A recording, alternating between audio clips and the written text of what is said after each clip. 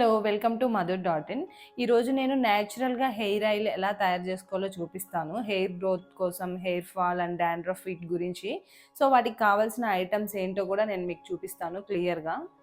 First ఇదేంటంటే మనకి coconut oil. ఈ ఆయిల్ ఎలా తీస్తారంటే కొబ్బరికాయలని కొట్టి వాటిని బాగా ఎండబెట్టిన తర్వాత ఫుల్ డ్రై అయిపోవాలి.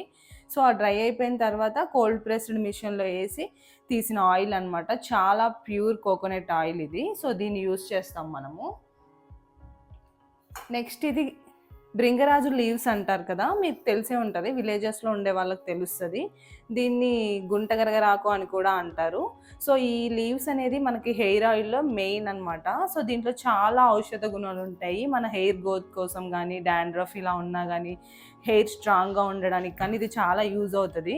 మనం బయట చాలామంది హెయిర్ ఆయిల్స్ ఎట్లా అమ్ముతున్నారు కదా, సో వాళ్ళు కూడా యూజ్ చేస్తారు ఈ లీవ్స్.